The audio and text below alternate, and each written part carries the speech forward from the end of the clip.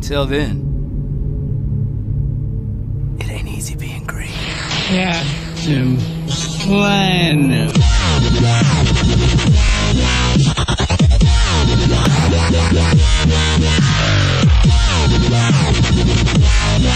Fuck it.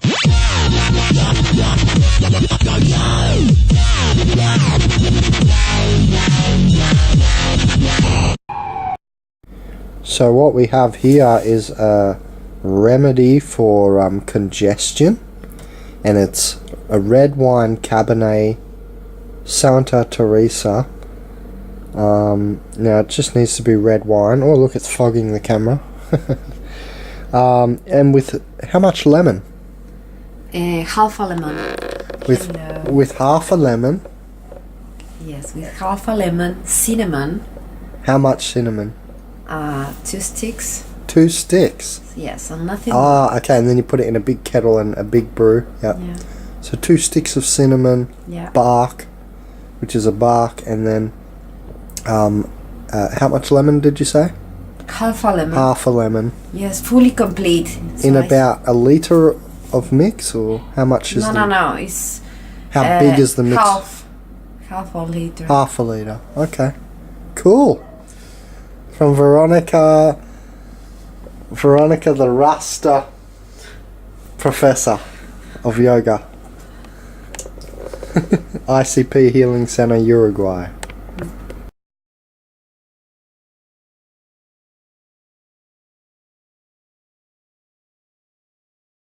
I'm Benjamin Kalmberg, and I'm the gifted. Just so you can get a visual on what the pine nuts are. Espanol are piñones. I think they're called piñones, but yeah, they're pine nuts. These are the highest nut in iron, containing the highest amount of iron of all the nuts. So this is what I recommend for anemia, because watch how soft it is. You can just crush it. Look how soft they are. They're very soft. It's not like a macadamia. You don't need to soak these for a day or two. Look how soft it is. I just went, yeah, squash. Really soft, which means what? Absorbability. So you're actually going to absorb whatever's in these nuts. Oh yeah, there's the Spanish name. Piñones. So yeah, because it squashes so easy, you can just see that your body can easily digest it, which means maximum absorbability.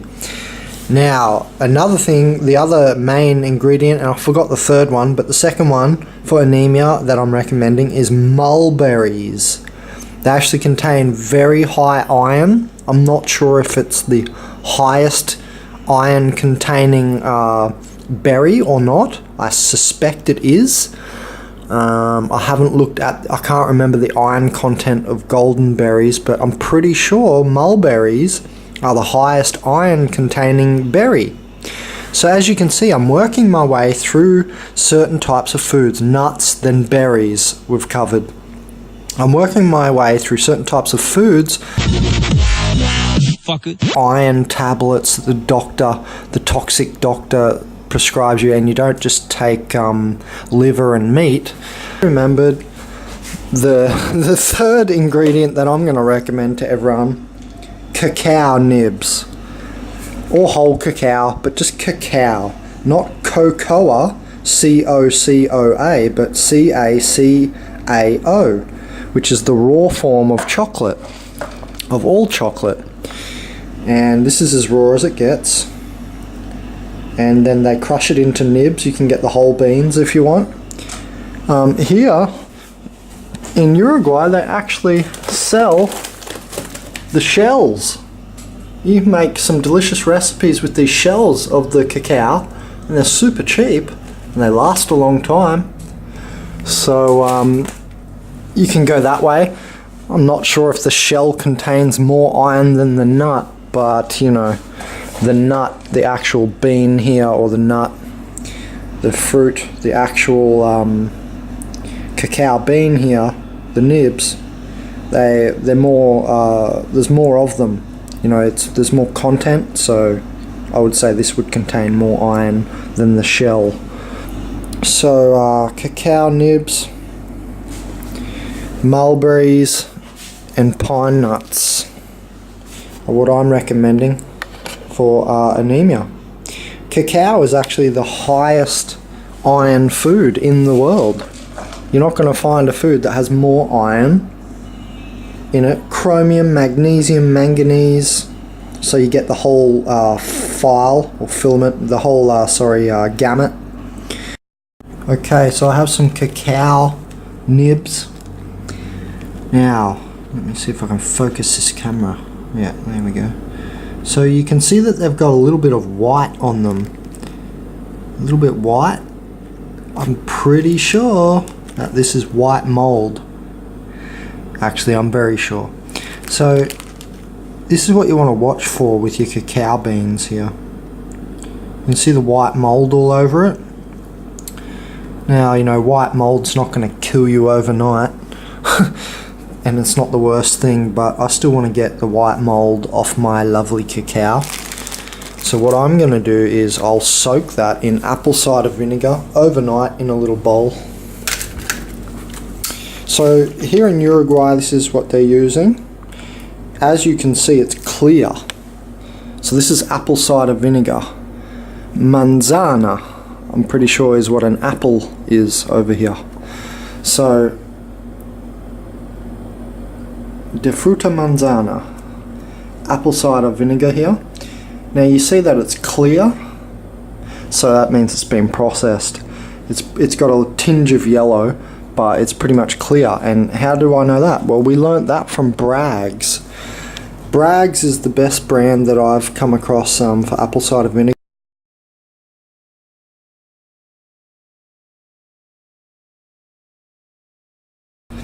And that's an old couple who I'm pretty sure are operating out of America, and I forget where, like Florida or something, I can't remember. And we learnt from their brand, Bragg's, of apple cider vinegar, that in the bottom, the floaty bits, like when you see in Naranjo or orange juice, Naranjo is how they say that over here. So if you see it in orange juice, you see the floating bits, and you know, it indicates it's like freshly squeezed looking stuff, isn't it? Because that's what you get pulp. And it's the same thing with apple cider vinegar. It's this stuff in the bottom of the Bragg's is how I learnt that, and it's actually called the mother or mother. So you can look further into that if you want to, but it's the floaty bits in the bottom of the Bragg's brand that let me know that it's very pure, and let me know that this has been processed. I don't know to what extent, but to some extent, because there's no mother. So it's just processed, and it's just another way that they dumb down the food and take the good bits out. So yeah, we want to look for floaty bits in our apple cider vinegar, if possible. So I'm just going to place all those cacaos in there and soak it overnight, get the white mold off, and throw them back in the tin. So this is a mixture of vinegar, pulsey, which is parsley, and dandelion leaf. And dandelion leaf has possibly the most vitamin K that you're going to get out of a leaf, because it may be much more absorbable in this way than some of the ways you would eat kale. And it's got 100% less. Kale's got 650, this has 550 per 100 grams of your daily recommended intake. It's got 500%, 550, and kale has 650% of your daily recommended intake of vitamin K. And vitamin K2 is really good for our bones. And you think about kale, how it makes it rubbery yet very pliable and malleable, which is actually a type of strength, because then you've got tensile strength as well, not just you're gonna be, you know, rigid core calcium and then snap and get osteoporosis and stuff like that. So this is a really good way to get your vitamin K, because the fact of absorbability is huge in food and eating, I've found, Because you might, say, eat some kale in a salad and you might not absorb barely any of the vitamin K out of that kale. Just because simply it's hidden behind another piece in your gut and you just don't get as much of the actual vitamin K, the nutrient, out. And you're mixing it with vinegar, so it's almost like an extraction. It's almost like a giant tincture right here with the vitamin K, the iron from the parsley, and manganese. Manganese is going to be in both the dandelion and the parsley. And so that's a bone mixture. That's one end of the bone spectrum. The solidifying and strength end. Because you're getting iron, manganese, and vitamin K. And of course vitamin D will be in there because they're plants. But yeah. So it's a good way to get your vitamin K, and all we're really missing then for the bones is, and also the silica in there, that's right, forgot to say. So there's silica in there. I know that, it's not a lot. It's not like if you get organosilica, the extract, and the monomethylated activated organosilica drink. It's not like that, and you take some of that. But there's going to be a little bit of silica in here, and at least you're getting it in that way over time. And also it's going to be cleansing because it's like a ferment almost, because of the vinegar, so it's almost a very cleansing food as well. Anyway, so it's a good way because the absorption's picked up when you soak it in there. So we're getting, it's kind of like a bone mix, and there's calcium in there too. There's calcium in parsley, and there's calcium also in dandelion leaf in nice amounts. But hey, we're not really concerned with that. We're concerned with what we're not ever getting, which is the vitamin Ks and, a good form of vitamin D mixed with iron, manganese, and that end of the bone spectrum. So that's a nice little mix for the bones to help you along your way. Now you might put this in this also mulberry. If you're a bit anemic and you want more iron, you'd put in mulberries or morera and 2, 1 or 2 or 3. That's it. And just put them in there for a bit of flavour. That's liquid iron you've also inserted, and then pine nuts for some texture. And you could actually put in quite a lot of pine nuts and make it into a bit of a meal you could take with you. And, depending on how much pine nuts you put in. If you thickened it right up and put mucho pine nuts, then you could take it with you, eat it on the street or in the taxi or whatever, and you're getting a high iron hit like you just ate some meat, but more and fresher, nicer iron mixed with all these other things, and very absorbable. It's not cooked, so you're keeping the oxygen, the hormones alive, and the enzymes as well, because it's not cooked.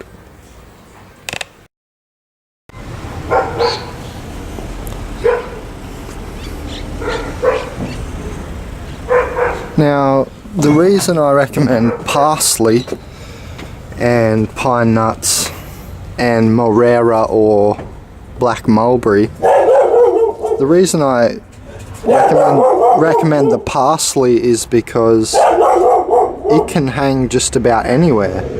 As you can see, you can just put up bottles.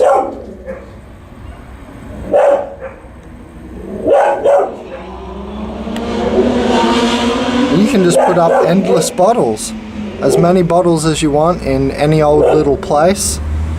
And parsley grows really through the winter. So because parsley grows through the winter, it's better than coriander, because coriander will not make it through every winter.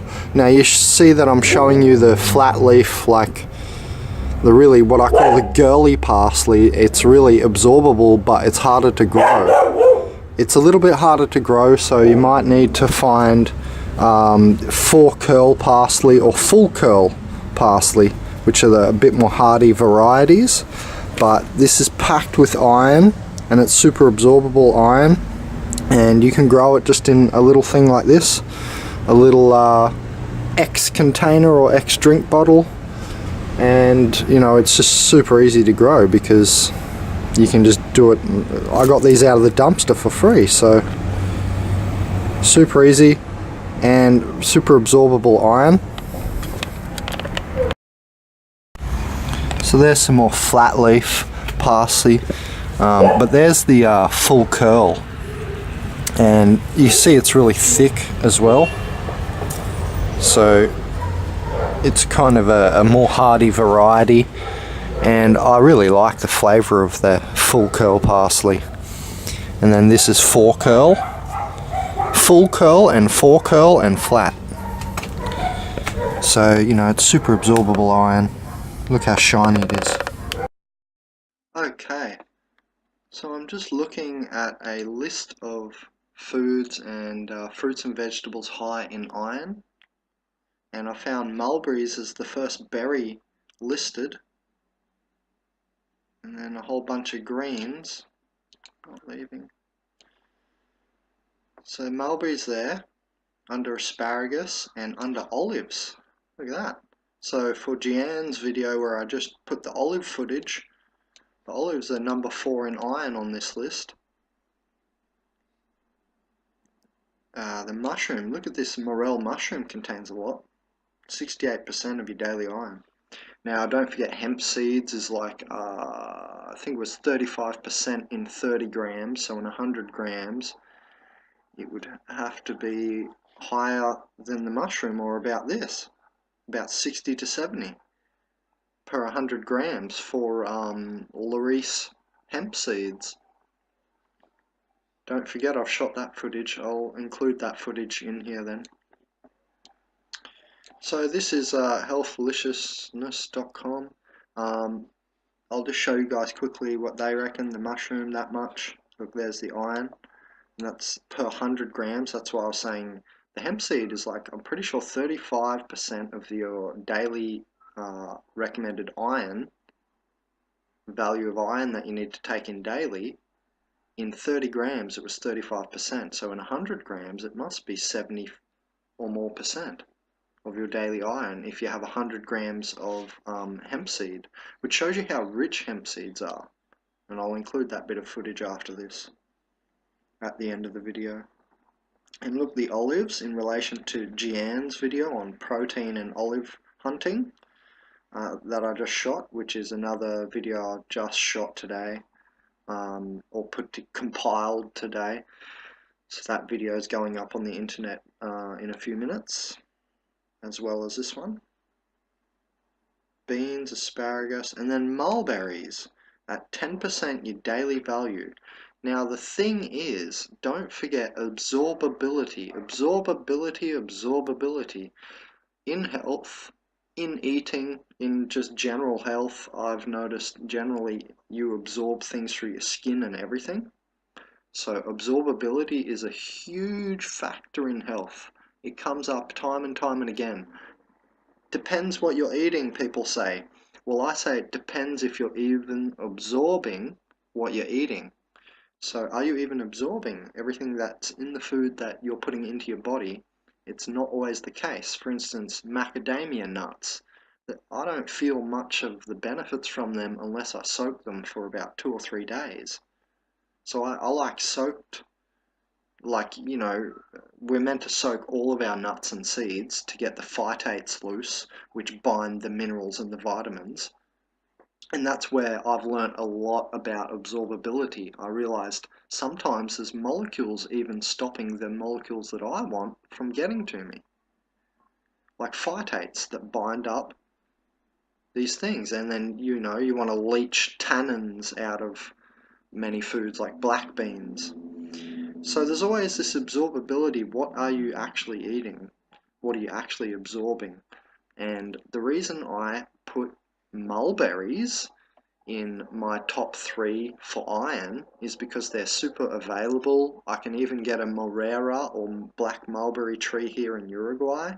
I know you can get them at like every vivero or plant nursery. Vivero is what they call a plant nursery here. You can get it back home in Australia, the black mulberry, in just about every nursery you go to. So I know it's super available. Then, not just to grow, but then it's super available, this so-called 10% of 100 grams, and you can eat a lot. You can eat a kilo of these things easy.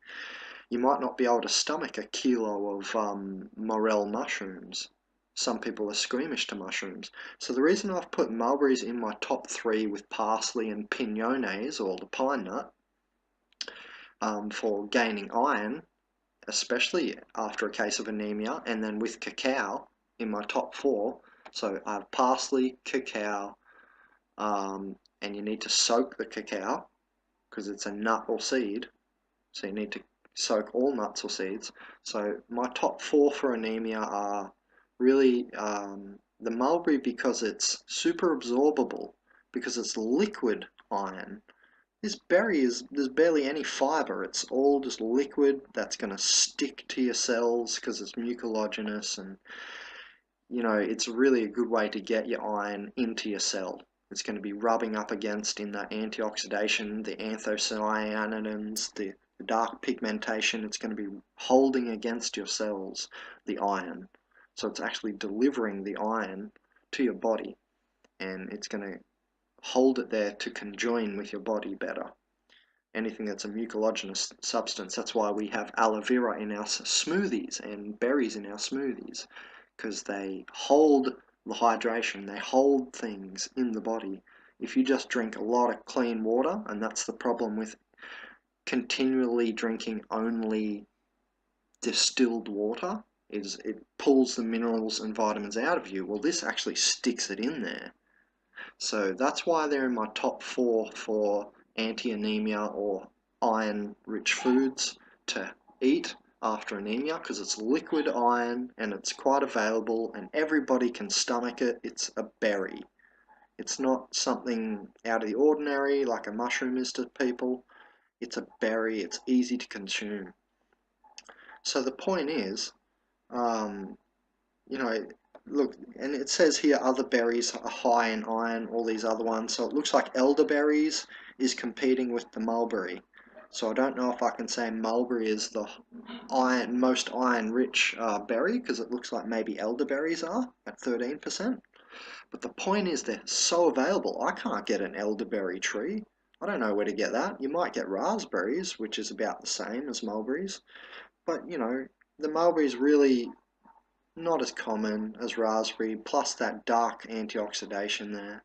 Raspberries have their own benefits that I'm not discounting, but it's not this video. So really, I like mulberries. They grow into a huge tree. The bush, if you let the bush grow of the mulberry, if you look in my $30 Bandit Food Plant Teaching Series playlist, number 1, on the Benjam C3 YouTube account, in that first playlist there, in Tim's Farm video, when I was working for Tim's Farm in 2015, look, I got to see how big these trees get. They used to be in everyone's yard as a kid in Australia, in the backyard. But the thing is, in Tim's Farm, it grew huge, and that was after they'd even cut it down. He told me it used to be bigger. So you can see how big that got. It's like a tree. It's huge. It's like, they can get 20 meters big. So, they're not a tree. They're not the horticultural strict definition of a 5 meter or above tree. It's a bush, but it gets huge, easily 10 meters, easy. Yeah, it can get really big. So you can see the video of Tim's Farm and see just how big this will get. It'll get bigger than a raspberry bush. Now, the reason I've included it is because it's liquid iron, but I still say you need to have cacao, a lot of parsley, because it gets through the winter better than coriander, and it's high in iron. And yeah, you can have spinach and stuff. I just like to grow things that aren't just the everyday food. We all know about spinach, and we all should know that that's pretty high in iron, and it's in this list indeed. Where was it? And arugula. But I like the idea of the liquid iron. Look, the spinach here is 20%. I still like the idea of the liquid iron from the berry, and it's just a substance that tastes good. It's something you're going to eat. You're going to snack on iron. You won't snack on spinach. Cook your spinach at night. Yeah, if you do it. And I've never seen anyone cook spinach enough in their food, in their diet, enough to ward off anemia. With these, you know, you have your berry tree out the back. You can have these every day. They're coming on all summer, you know. So you got 6 months of just chowing down on these things and just getting endless cups of this, not just 100 grams. You're going to get many, many kilos.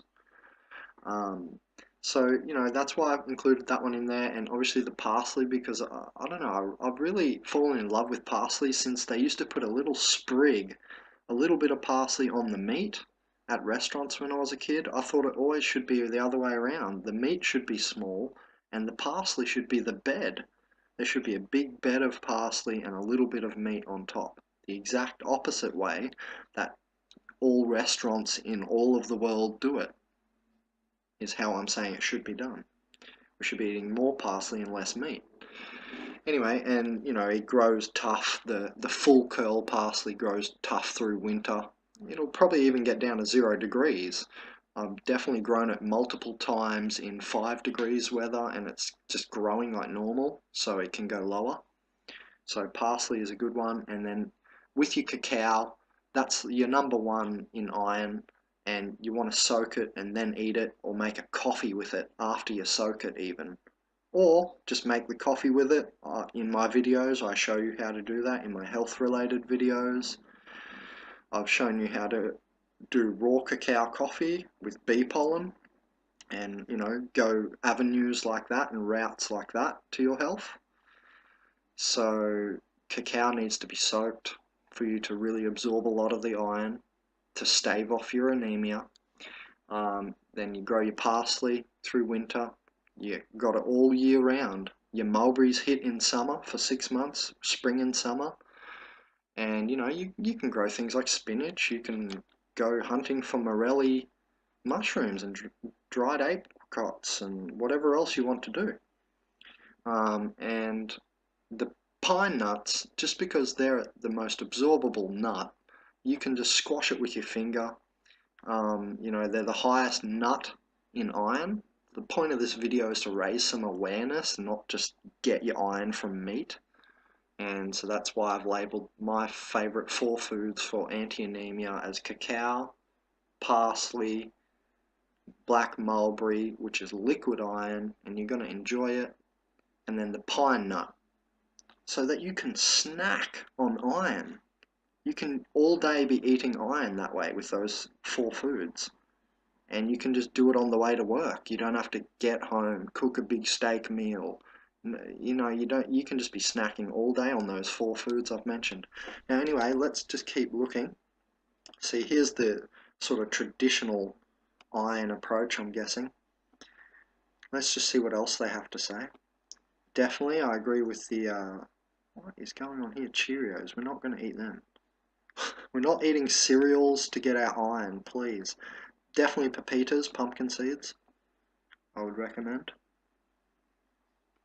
Here we go, iron-rich foods containing heme iron. Clams, oysters, liver.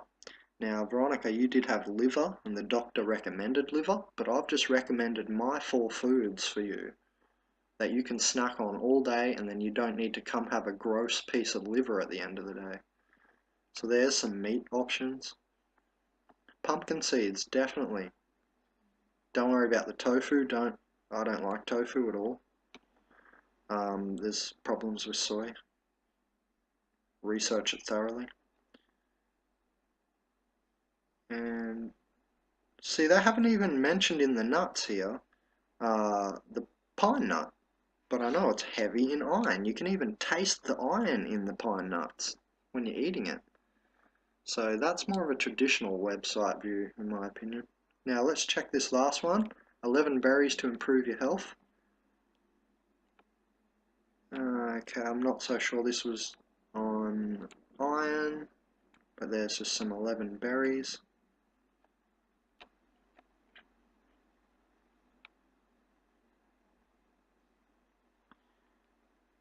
So yeah, really this article was the best one on iron that I found, and I didn't know the morel mushroom was that heavily laden in iron. And now I'm going to insert the hemp seed section, so you can see that hemp seed could be on your list in the top 5 for, you know, anti-anemia, anti-like everything, because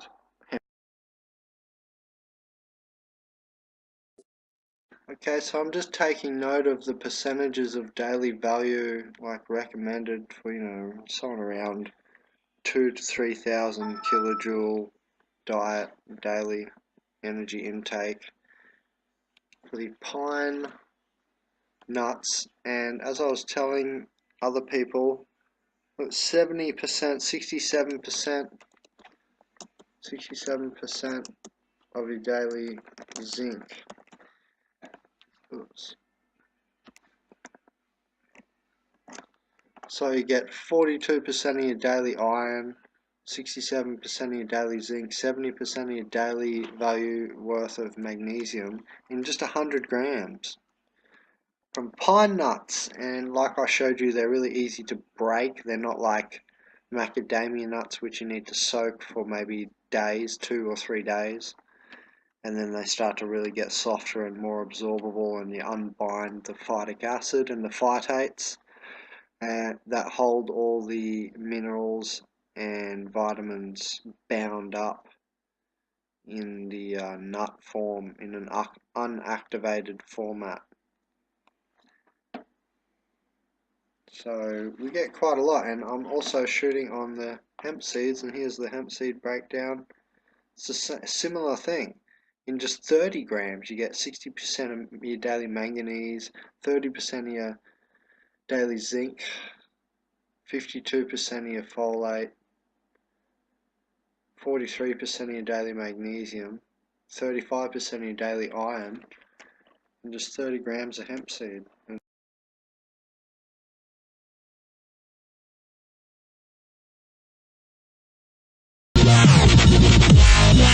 Fucker. Okay guys, I thought I would just shoot a little segment on immune system foods. Before we get started, and I don't know what's in these lists, I did check this other web page here, so we can go to the top of that one and check what they reckon. But before we really get into this list, I just wanted to say that I know that reishi mushroom, for instance, is an immune system food. It actually will help your immune system modulate itself. So if we're looking for immune system foods, not just boosters, but things that you know, can keep it going over the long term and don't just give a little spike to the immune system whilst you're sick, but foods that'll actually sort of underpin your immune system for the long term, then we need to look at the adaptogens, like the reishi mushroom, like the like the maca, which is the highest altitude crop in the world, like the goji berry, which, you know, grows in the desert with like no water.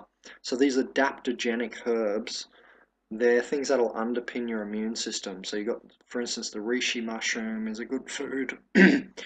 is a good food for the immune system, the goji berries and the maca. So let's see what these two websites say. I've got WebMD up, which I often visit. The next website we'll look at, and this one is healthline.com. So they're saying citrus. Everyone knows citrus, vitamin C, and you might want to try liposomal delivery, which is like a delivery in a little fat packet so that it doesn't break down vitamin C in your stomach, so the vitamin C actually makes it to your cells. So that's called liposomal delivery. That can really help. And you know, you'll buy that in, I think, the form of like a tablet. I've never had it myself. I don't need it. Red bell peppers. Apparently got a lot of vitamin C there. Broccoli.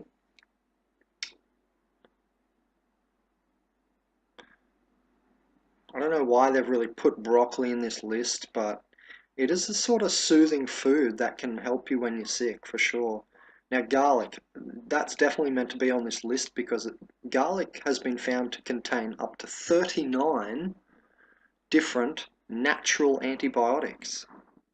So when you brush your teeth every night, when you brush your teeth every night with the predominant brands like Colgate and those sorts of toothpaste brands, you're actually antibioticizing your mouth and killing everything. Now garlic has 39 up to 39 natural antibiotics in it in different varieties of garlic. So you get a good heirloom, strong, organic garlic, and then you include that in whatever, as many recipes as you can.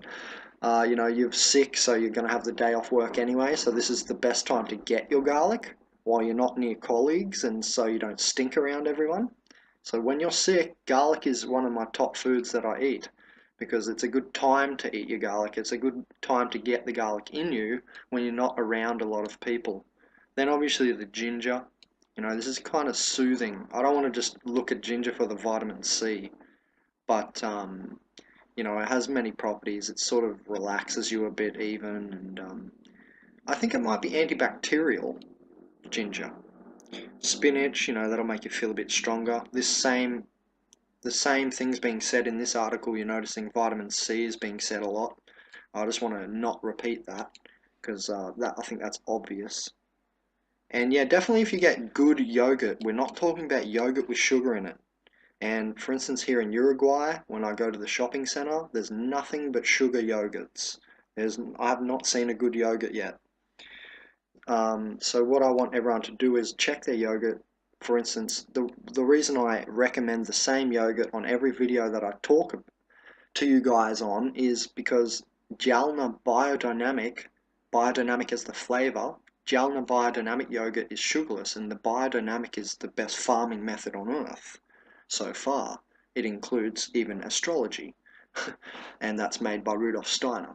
So anyway, the reason I choose that one is because the flavor is biodynamic. It's not, you know, a flavor of some chemical called strawberry flavor, or, you know, you might get vanilla flavor, and it's all just got to do with sugar and chemicals. So that's a no-go. So if you actually want to use yogurt to make yourself better, which I do agree with, it can definitely stimulate your immune system because it fights viruses. So when I eat my jalna, I would put it with hemp seed, cacao nibs, and bee pollen, and you got yourself a really good fighting meal there to keep you healthy. It's going to fight all the flus, colds, viruses, bacteria. It's going to keep you nutritionally nootropic, your brain active and firing. That's quite a meal, just those 4 things. So you need to get good yogurt from the health shop. Forget any of the yogurt that's at the supermarket, except for instance, this Jalna. Or if it's some other good brand I just don't know of yet. The reason I say Jalna is not because I work for them or something. It's just because that's the predominant one I used to see in Australia at all the supermarkets. So you could find it anywhere in any of the supermarkets. So that's why I would tell everyone that one and mention that one every time. The Jalna. Only the biodynamic jalna, not the flavored jalna, which is vanilla jalna or, you know, strawberry jalna or something. Only the biodynamic one, because that's a sugarless one. It's pot set. It's a really good yogurt. Get into it. So they're saying here vitamin E is a sort of uncommonly mentioned key to the immune system, so almonds can help. Yep.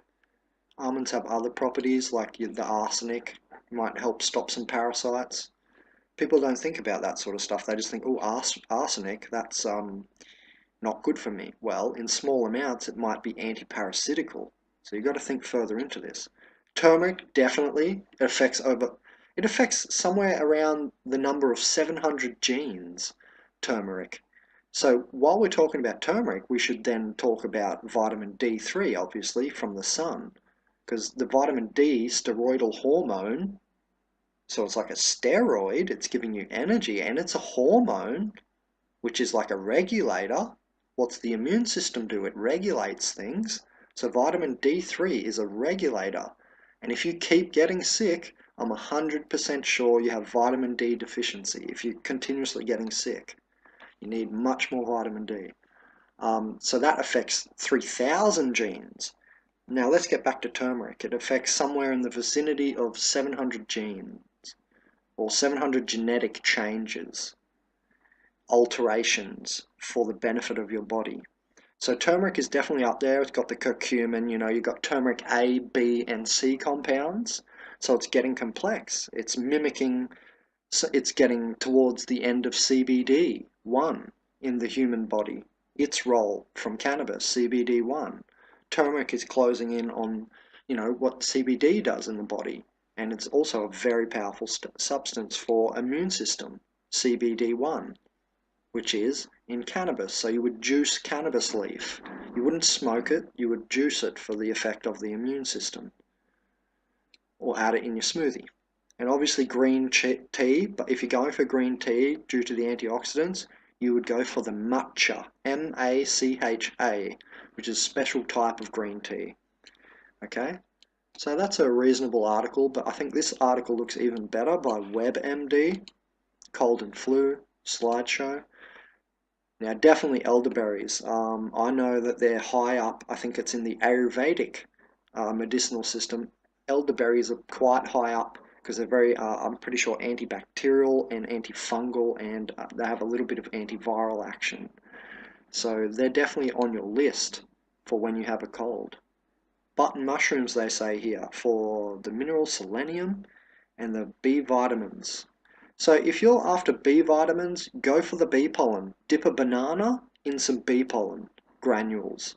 So you get your banana, you would eat it like usual, just not in a smoothie, just say you're eating a banana, dip that into the bee pollen, and then you've got like pretty much all of the B vitamins.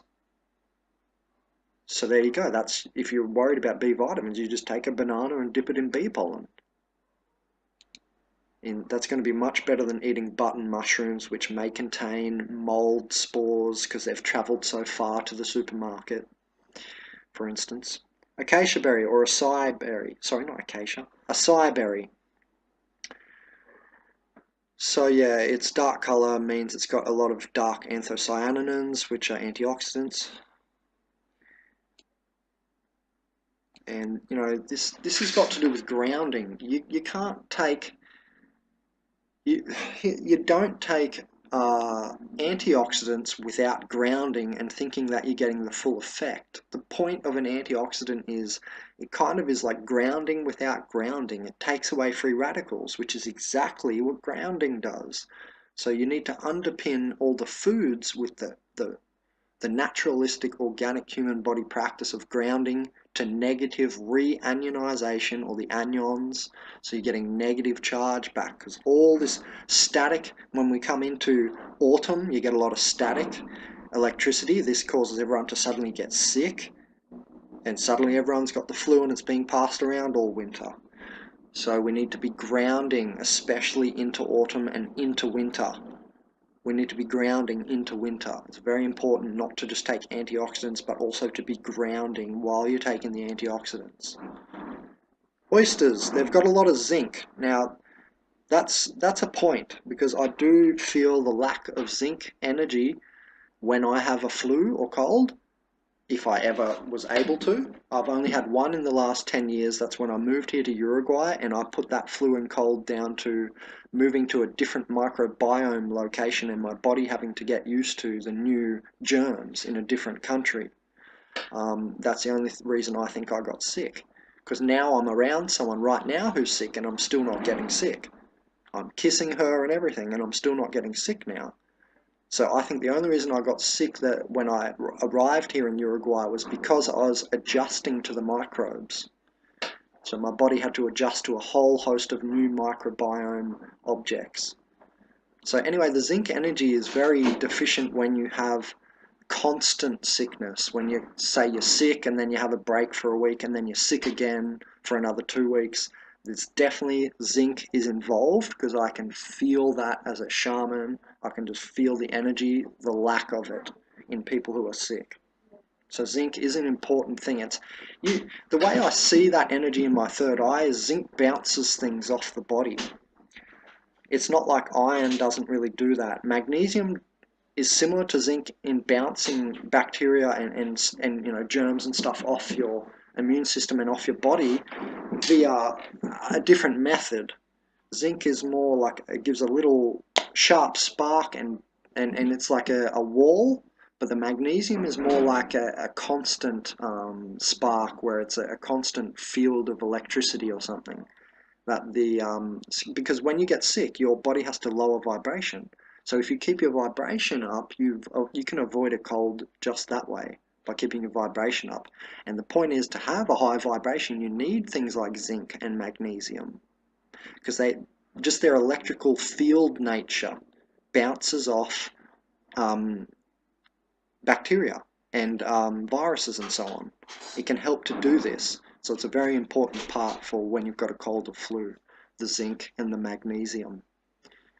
So far I've really recommended reishi mushroom, goji berries, I'm going to recommend garlic and ginger, I'm going to recommend zinc, and I'm going to recommend magnesium. So 6 things so far. So now they're saying watermelon for glutathione. Well, if you're worried about glutathione, eat an avocado every day, because this thyroid detox hormone called glutathione is very rich in the avocado. So I think that's a great way to get it, better than watermelon, because if you're constantly consuming watermelon every day for your glutathione, you're going to be getting a lot of sugar, and that's not good. Remember, even if it's just natural fructose from something like watermelon or a fruit, you're still getting too much sugar. If you're going to make this your glutathione strategy, I don't think it's a good idea. Sorry, WebMD. But I think a better idea would be avocado for your glutathione. And yes, it does strengthen the immune system, for sure, glutathione. We're not even going to look at wheat germ for any reason. Because there's better things than eating wheat germ, that's why. We're not looking at low-fat yogurts, we're not looking at any yogurt apart from sugarless, pot-set, quality, high-quality, multi-bacterial, multi-cultural yogurts. So what I mean by multicultural is not it comes from different countries, but multicultural, like the main culture you probably know of in yogurt is the lactobacillus. There's other cultures of yogurt, so you're looking for different cultures in the yogurt. The more the merrier, because they all do their different little thing, and they all chase viruses. So it's a good idea to have good yogurt. Remember, raw, sugarless, pot set, the best yogurt you can find. Definitely go to the health shop and avoid the supermarket in most countries. Spinach has come up again. So folate apparently helps your body make new cells and repair DNA. Well, that's not at the top of the list when you've got a cold. Feel free to choose white, green or black tea. I've already told you about the tea. Matcha would be a good tea. And sweet potato here they're saying for the vitamin A, which mops up free radicals. Well, listen, I don't know about this strategy. Sweet potato to a cold, I'm not recommending it. I'm moving past it. Broccoli, I'll say, yeah, throw it in there. It's a good one, because you get DIM creation in your body out of the IC3 or the indole 3 carbinol, which is the anti-cancerous thing, anti-tumoral compound in broccoli. So yeah, broccoli is in there. You could throw it in, but it's not at the top of the list. I've named my top 6 things to you just before, in order. Not really in order, just those 6 things: the reishi, the goji, the garlic, the ginger, and the other 2 I mentioned, because there was 7 I mentioned all up on my main things. You could throw in something like pomegranate or granada. Just have a think about it, because the granada would cover several of the things. It would be very high in antioxidization. You could throw in cinnamon to help you cure your cold. And oh yeah, that's right, the zinc and the magnesium. So there you go, that's what I'm recommending for immune system boosting. Fucker.